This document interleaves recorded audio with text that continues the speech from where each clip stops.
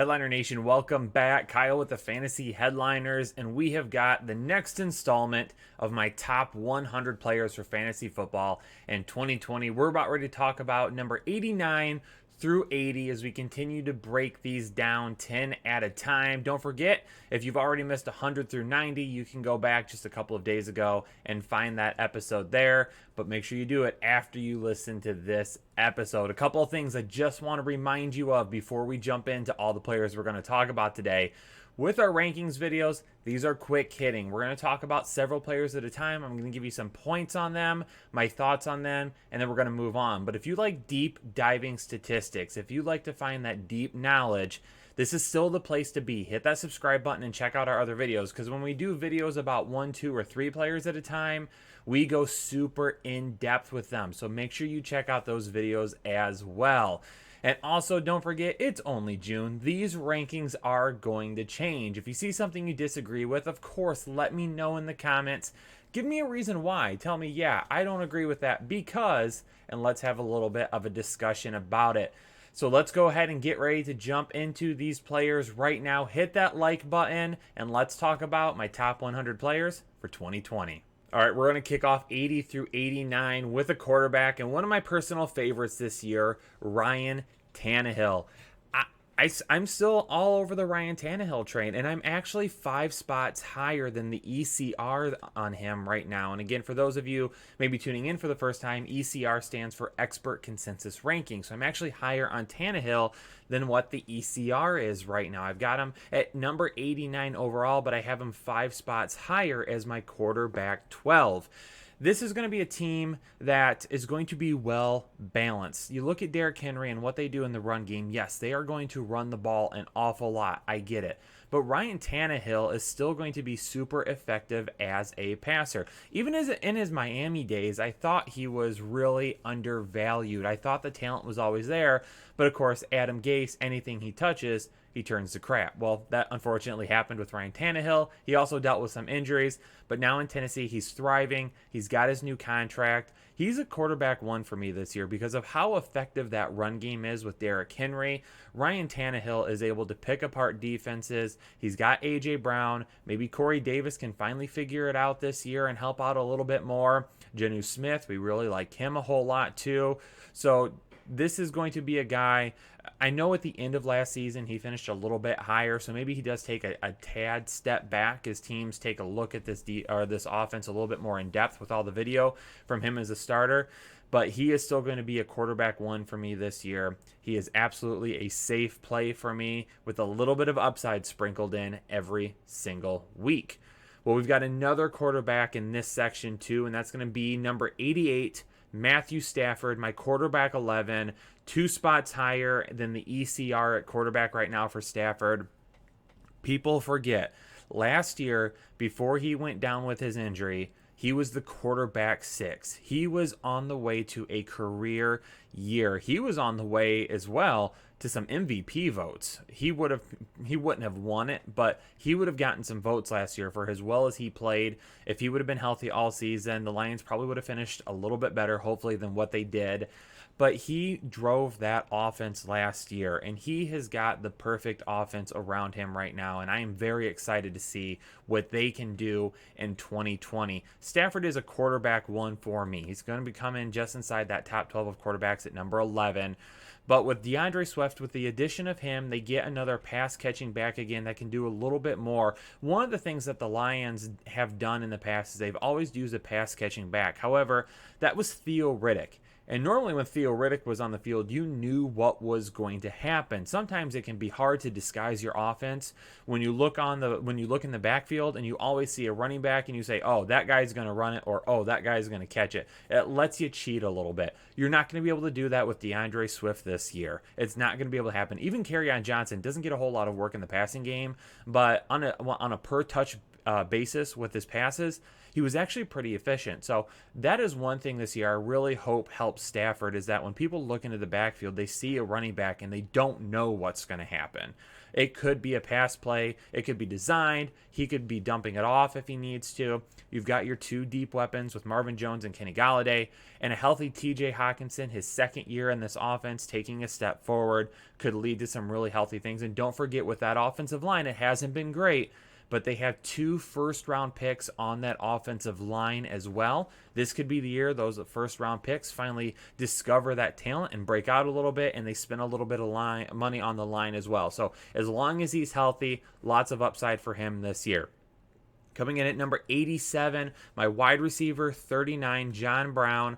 I hate to be lower on John Brown than the ECR. I really like John Brown. The only problem is Stefon Diggs is going to play somewhat of a similar role. Okay, so John Brown definitely has always really been a deep threat type of player. That's not Stefon Diggs. Okay, Stefon Diggs is a much more well-rounded wide receiver in my opinion. But because they both have some of that same aspect to their game in terms of going deep down the field, I could definitely see John Brown losing out on some of those big plays that he experienced last year. Now, he was a sleeper for me last year because of Josh Allen's arm talent. Yes, he can be quite inconsistent with his accuracy, but he has all the arm talent in the world. We know that Josh Allen can throw the ball deep down the field. Well, that helps John Brown. So I still think you're going to see some big plays out of Brown. I still think you're going to see some moments where he scores a big touchdown, but I think we're going to see a little bit more inconsistency this year as we see some of that attention focused more towards Stefon Diggs. Maybe they run the football a little bit more than they did last year. And if that happens, then yep, it could take some of that away. So I like John Brown. I'm just a little bit lower on him right now than I was last year. Well, we've got another quarterback coming up now, and that is Mr. Tom Brady. Man, it was weird trying to put the Tampa Bay logo in here. Definitely threw me off a little bit. But Tom Brady coming in as my quarterback 10. I'm 2 spots higher on him right now than the ECR, which is quite surprising. The ECR has him at quarterback 12. I've got him at quarterback 10. I love the weapons around him, and we actually did a live show on Facebook this week. And during that live show, we talked a little bit about Tom Brady because someone made the comment that the arm talent isn't there anymore. He's not going to be able to throw the ball the way that he used to. I disagree. I don't think that hurts him at all. Now, is he going to be able to maybe go deep down the field all the time like he used to? Maybe not. Maybe he's not that type of quarterback anymore. But the one thing I like about Tom Brady is that he has weapons around him now that can do things after the catch. And I got to give a shout out to our boy here, Chris Kennedy. He's the one that told me about this on the live show. But Chris Godwin led wide receivers in 2019 in yards after the catch per reception. And that's what I like about this team. He's got Mike Evans, Chris Godwin, O.J. Howard, Rob Gronkowski, Ronald Jones. Yes, Ronald Jones.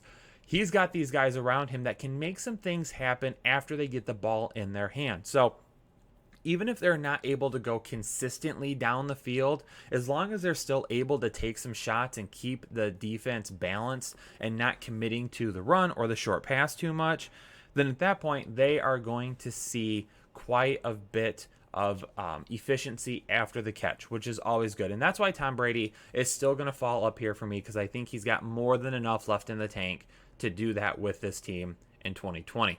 And number 85, we've got another wide receiver. Marvin Jones coming in as my wide receiver 38. I like Marvin Jones in my rankings right now. He is 2 spots lower in the ECR. The ECR has got him at wide receiver 40. I've got him, at wide receiver 36. I've got him at wide receiver 38. I like Marvin Jones this year. But again, it's kind of those, when are those big plays going to come? Now, Marvin Jones was a pretty solid low-end wide receiver 2, high-end wide receiver 3 most weeks last year before Matthew Stafford got hurt. Him and Kenny Golladay can coexist. I've got no issues with those two coexisting. Does TJ Hawkinson see a little bit more this year? If he does, that could potentially hurt Marvin Jones. The thing about Marvin Jones, especially like if you're in a best ball league, it's great to have Marvin Jones because when he pops off and has that big game, he's going to start for you. When you're drafting, though, having him sitting around as kind of your wide receiver 4, wide receiver 5 is not that bad of a deal, because on the weeks that he is going to be facing a team that can give up big plays, because keep in mind, he's never going to have the top cornerback from the opposing team on him. It's always going to be Kenny Galladay. So if you're facing a team that is giving up, or if the Lions that week are facing a team that are giving up a lot of big plays, that could be a week to stream Marvin Jones and take advantage of those big plays that he can give you. So that's why I like Marvin Jones this year, because he's a great streaming flex option that you can use for that. Coming in at number 84, the man that is always injured. Now, if Will Fuller wasn't always injured, honestly, he is a strong wide receiver too, at least. I wouldn't be surprised if Will Fuller was healthy on a consistent basis. I wouldn't be surprised if there were some people out there putting him inside their top 12 wide receivers. That's how talented the guy is. The guy gets absolutely peppered with targets from Deshaun Watson when he is on the field, and that was even with DeAndre Hopkins, and now DeAndre Hopkins is gone. The weapons that you have there is a Kiki QT, which, again, typically Kiki, do you love me? QT, injured quite often. You've got Brandon Cooks coming in, who I do like, but Brandon Cooks is going to have to develop some of that chemistry with Deshaun Watson. So with Will Fuller, he's really that wide receiver in Houston that I would like to get some shares of this year. But again, you can't spend too high of a pick on him because he could be injured, and I factored some of that into my rankings here. If I knew that you were going to get even 14 healthy games from Will Fuller, he's more in the wide receiver high 20s for me. So he would definitely take a pretty big leap up if I knew I was going to get that. But I don't, so he's a little bit lower, but I like him this year. I highly encourage you to get some shares of Will Fuller if you can. Number 83, Jared Cook, tight end 9. Now, I was a little bit lower on Jared Cook going into last season because since Jimmy Graham, the New Orleans Saints haven't really had a tight end that they've utilized well. And I thought to myself, okay, so that could possibly continue this year. You've got Michael Thomas. Maybe the Traquan Smith breakout happens. You've got Alvin Kamara. Well, what ended up happening was Drew Brees goes down with his injury. So then you've got Teddy Bridgewater, who doesn't necessarily push the ball down the field that much. Traquan Smith, he doesn't end up having that breakout. Alvin Kamara deals with some injury issues. So Jared Cook, even though he started off really slow, he absolutely broke out at the end of the season. He was a consistent top 10 tight end every single week from about midpoint till the end of the year. And he had some pretty big games. And when Drew Brees came back from his injury, he looked to Jared Cook quite a bit. So now that we're in the second year with Jared Cook in that offense, and you've got another weapon in Emmanuel Sanders, I am still going to have him within the top 10. Now, if Emmanuel Sanders wasn't there, I'd probably have him a couple of spots higher. I am right on line. So the ECR has him also at tight end 9 as well right now. So I like Jared Cook this year. I do think he is a guy that if you get, he will be consistent. I just don't know if the big games will happen this year the way they did last year. So consistency and safety is the key this year with Jared Cook. Kind of on the flip side of that, Tyler Higbee. Tyler Higbee is being looked at more as being a big option, a guy that's going to give you a whole lot of points quickly. Tyler Higbee last year, after Gerald Everett went down with his injury and missed a little bit of time, Tyler Higbee stepped up and became an absolute target monster at that point. Out of everybody for a couple of weeks there at the end of the season, Tyler Higbee had more targets than anybody else in the NFL. That's how often Jared Goff was looking his direction. So you've got no more Brandon Cooks now, and you've got no more Todd Gurley. So Tyler Higbee should still be a safe option for me this year. The reason I am a little bit concerned about the upside, a lot of people look at his upside. I'm looking at it differently. I'm looking at the floor. The upside worries me a little bit is because I think you see more 12 personnel out of the Rams this year. I think you see more 2 tight end sets. That means Gerald Everett is going to be back on the field quite a bit. Now, even if Gerald Everett doesn't get looks his way and doesn't get targets, him still being on the field is going to take away from Tyler Higbee a little bit. Then, of course, you've got Robert Woods and Cooper Kupp. So I like Tyler Higbee as a safe option this year. I don't necessarily like his ceiling that we saw at the end of last season, but I like his floor this year because I still think Jared Goff is going to look his way. Just how often are we going to see Gerald Everett on the field? That is something that we are going to have to keep an eye on. So be careful drafting him. Don't overdraft him.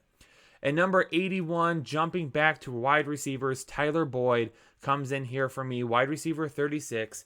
I am 4 spots lower at wide receiver right now than the ECR, just because T. Higgins is going to do a little bit this year. Okay, T. Higgins isn't going to have a rookie wide receiver breakout that we've seen from some other guys in the past.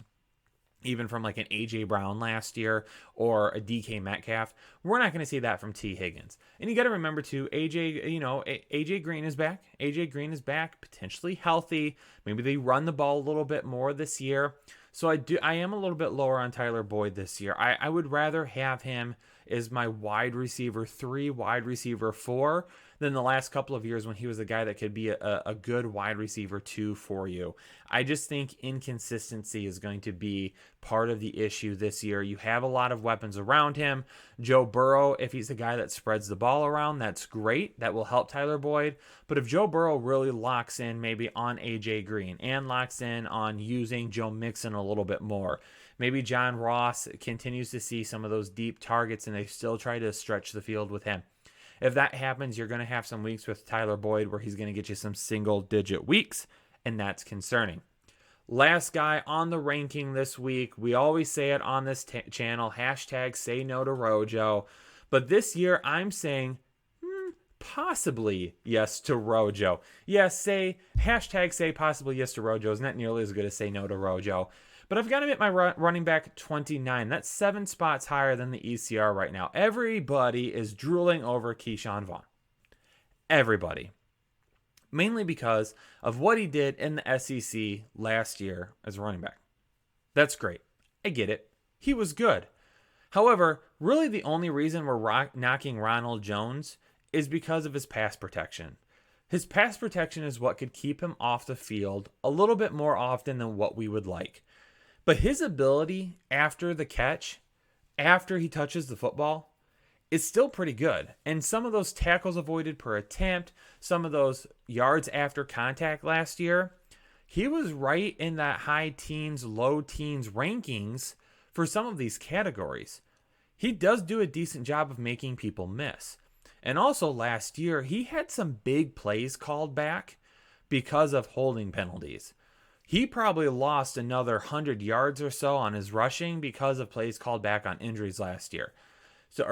Plays called back because of holding last year. So there's some possibility there. If Ronald Jones can kind of grab onto that job to begin with and not really let it go, not fumble the football, not give up too many sacks, not let too many guys get near Tom Brady if he's asked to pass protect, Ronald Jones is going to be on the field a lot more often than people are expecting this year. So do not totally fade Rojo this year. If you're concerned with him and you don't want to go near him because, of course, Jake hates him, I get it. I'm not the biggest fan in the world. However, if you've got Ronald Jones on your team as, let's say, your running back 4, running back 5, because that's where his ADP is going to fall right now, you've got yourself a steal if he ends up staying on the field all year, because if he's a guy that can get 250 touches, he can be a running back 2, a low-end running back 2. So keep an eye on that all season long and heading into the draft. And speaking of the draft, do not forget, before we head out of this video, the 2020 Fantasy Headliners Draft Guide is available for pre-order, but will be dropping very, very soon, June 30th at the latest. But we are ahead of schedule right now, and we're hoping to drop it even sooner. Almost 600 pages of virtual fantasy football smoothness. That's what I'm calling it. It's going to be amazing. If you haven't pre-ordered it yet, make sure that you do that, because it is going to be the best money that you spend on anything fantasy football in 2020. I promise you that. Ladies and gentlemen, thanks so much for tuning into this episode of the Fantasy Headliners. Hit that like button for me before you get out of here. Make sure you subscribe to the channel, become a part of Headliner Nation if you've not already done so. And again, if you see a ranking you don't agree with, leave a comment below, but let me know why. Why do you not agree with the ranking? I like having those conversations, but when you just say your rankings suck, there's not really much we can do about that. So let me know why. We'll talk about it a little bit. Headliner Nation, appreciate you as always. Stay safe, stay healthy, and I'll see you on the next episode.